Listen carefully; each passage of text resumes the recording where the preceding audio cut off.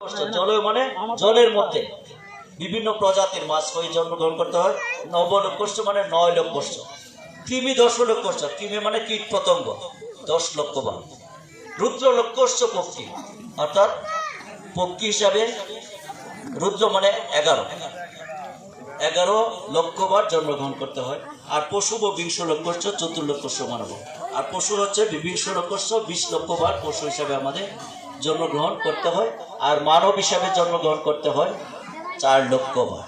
এখন প্রশ্ন হচ্ছে 30 লক্ষ বার স্থাবর জন্মগ্রহণ করার পরে আমাদের শেষ জন্মটা কোথায় হয়? স্থাবরও 30 লক্ষস্য। 30 লক্ষ বার জন্মগ্রহণ করার পরে আমি স্থাবর এই জগৎ থেকে কখন মুক্তি পাবো? যখন আমি শেষ বৃক্ষ আমার সামনে আছে তুলসী দেব হিসাবে আমি জন্মগ্রহণ করব, তখন আমার তখন আমার এই যে স্থাবর অর্থাৎ উদ্ভিদ জগৎ থেকে আমি মুক্তি পাবো। কখন? যখন আমি তুলসী বৃক্ষ হিসাবে জন্মগ্রহণ করব।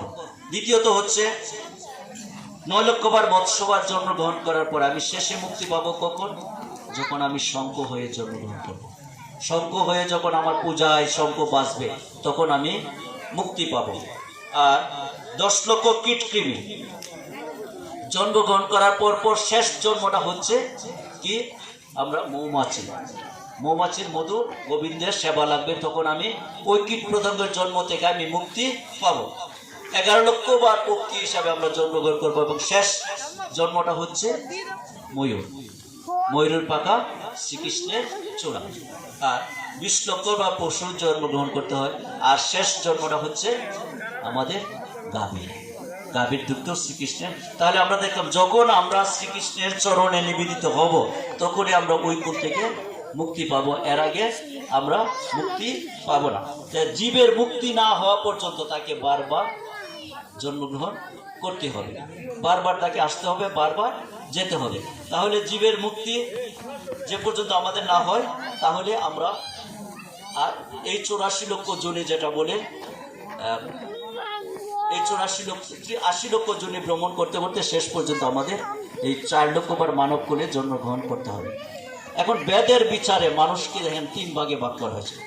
বেদের বিচারে মানুষ হচ্ছে 3 ভাগে বিভক্ত। একটা হচ্ছে সভ্য মানুষ, অর্ধ সভ্য মানুষ, আর একটা হচ্ছে সভ্য অসভ্য মানুষ। বেদের বিচারে সভ্য মানুষকে, বেদের আলোকে যদি সভ্য মানুষ আমরা বলি, যারা বেদকে মানে, বেদ চর্চা করে এবং বেদের কথা অনুসারে জীবনযাপন করে, অর্থাৎ ধর্মীয় অনুশাসন অনুসরণ করে যারা জীবন জীবিকা নির্বাহ করে তাদেরকে বলা হয় সভ্য মানুষ বেদের। আর অর্ধ সভ্য মানুষ বেদ মানে কিন্তু ক্রিয়াকাণ্ডগুলো কোথাও করে না, মানে আমি ধর্ম মানে আমি সনাতন ধর্মের জন্মগ্রহণ করছি, এতটুকু যথেষ্ট, আর কোনো ক্রিয়াকলাপ আমি করলাম না। এটা হচ্ছে অর্ধ সভ্য মানুষ। আর অসভ্য মানুষ তো বুঝেন, তাদের কাজ হচ্ছে যারা ধর্মকর্ম করবে তাদের বিরোধিতা করবে। যে অনেক মানুষ কিন্তু আছে, অনেকেই আছে যে পাঠে আসে না, আসে কি লাভ হবে? আমি বলি পাঠে আসা যদি আমি অন্তত একটা কথাও শিখে যাই, আমি যদি এটাও বলি আমার বৃক্ষ জন্মে শেষ জন্মটা ছিল পাঠকের ছিল তুলসী গাছ, এটা তো অন্তত শিখলাম। গাভী হচ্ছে শেষ জন্ম, মৌমাছি হচ্ছে শেষ জন্ম কীট পতঙ্গে। আমি দুটা কথা যদি শিখি তাহলে আমার মাথা যদি আসে যে আমি এই পার্থিব জগতে 84 লক্ষ বার আমাকে বারবার পৃথিবীতে আসতে হবে, তাহলে আমাকে তো একটু মানব জন্ম, অমূল্য মানব জন্ম, এই মানব জন্মটাকে আমার তো ব্যবহার করতে হবে। এখানে আমাদের এই শরীরের সাথে, তাহলে যার ভগবানের সাথে কোনো যোগাযোগ নেই, বেদের সাথে কোনো যোগাযোগ নেই, যারা ধর্মকর্ম করে তাদের সমালোচনা করে, ওই ধর্ম করতেছে, আরে তার ধর্ম কি করতেছে, তারা হচ্ছে অসভ্য মানুষ। তাহলে বেদে আমরা 3 ধরনের মানুষ পাই, সভ্য মানুষ, অর্ধ সভ্য মানুষ, আর হচ্ছে অসভ্য মানুষ। এখন আমরা বলি যে আমার শরীর, এই শরীরটার সাথে আত্মার সম্পর্ক কি? আমি চেষ্টা করবো পুরোটাই গীতার আলোকে ব্যাখ্যা করার জন্য, যদি সময় থাকে পরবর্তীতে ভাগবত থেকে একটু আলোচনা করতে পারি। তাহলে আমার শরীরের সাথে আমার আত্মাটার সম্পর্ক গীতা কি বলছে? গীতা বলছেন আমার শরীরের সাথে আত্মার সম্পর্ক, অর্থাৎ শরীরটা যখন আমার আত্মাটাকে ধারণ করতে আর পারে না, তখন কিন্তু আত্মা আমাদেরকে ছেড়ে চলে যায়। তখনই আত্মা আমাদেরকে ছেড়ে, তখন আত্মা আমাদের দেহটাকে ছেড়ে চলে। এবং শরীরের সাথে আত্মার সম্পর্ক আলোচনা করতে গিয়ে গীতা বলছে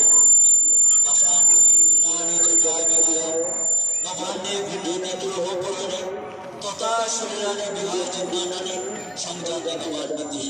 অর্থাৎ গীতা বলা হয়েছে আমরা যেমন দূরে যাচ্ছি, আমরা ভিতরে যাবো, দূরে তো দরকার নেই, ভিতরে যাবো, ভিতরে তো বাইরে দরকার শেষ হয়েছে। আচ্ছা, তাহলে আমরা যেমন পুরাতন বস্ত্রটা ত্যাগ করে নতুন বস্ত্র ধারণ করি, গীতা বলছে আত্মাও তদ্রূপ পুরাতন দেহটা ত্যাগ করে নতুন দেহ ধারণ করো। কারণ নতুন দেহটা কোন জায়গায় কিভাবে ধারণ করবে, এটাই হচ্ছে আমাদের। দেখেন ভক্তমণ্ডলী, আমরা সবাই এই পৃথিবীতে কিন্তু আমরা সবাই সুখী হতে চাই, রাত দিন পরিশ্রম করি, রাত দিন পরিশ্রম করে আমরা সুখী হতে চাই। আসলে কি এখানে কেউ বলতে পারবেন বুকে হাত দিয়ে আমি সুখী? কেউ বলতে পারবেন না আমি সুখী। এবং এই জন্য এখানে ঈশ্বরচন্দ্র বিদ্যাসাগর একটা কথা বলেছিলেন, অক্ষয়চন্দ্র সেন বলেছিলেন যে ভগবান 3 বার হাসে। অক্ষয়চন্দ্র সেন আপনারা জানেন, বিখ্যাত প্রাবন্ধিক, যে ডাক্তার যখন এসে বলে যে আমি তোমাকে ভালো করে দিব, সমস্যা নাই, চিন্তা করো না, তখন ভগবান হাসে বলে তুই ভালো করবি না কে রে, তোর কি ক্ষমতা আছে যে তুই ভালো করবে? আবার কখন হাসেন যখন বলছেন 2 ভাই ফিতা টানাটানি করে, এই সাইডটা আমার ওই সাইডটা তোর, এই 2 সাইডের মধ্যে কিন্তু তুই আসতে পারবে না, তুই ওই দিকে আসতে পারবে না। এটা তো কোনো অহরহ পৃথিবীতে যত কিছু হচ্ছে, এই জমি নেয়া, সম্পত্তি নেই, গন্ডগোল হচ্ছে। ঈশ্বরকে নিয়ে, ভগবানকে নিয়ে পূজা পার্বণ নেওয়া হচ্ছে না, কিন্তু হচ্ছে এগুলো নিয়ে। তখন বলে ওই পাশটা আমার আর ওই পাশটা তোর।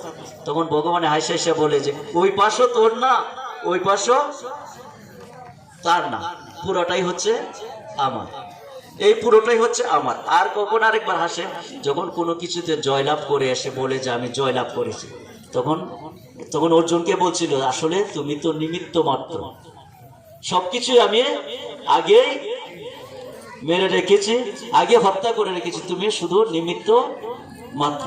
অর্থাৎ আমরা যা কিছু করি না কেন, এখানে আছে অনেকেই মনে করেন আমরা এখন যে কষ্ট করছি জীবনে, কেন কষ্ট করছি?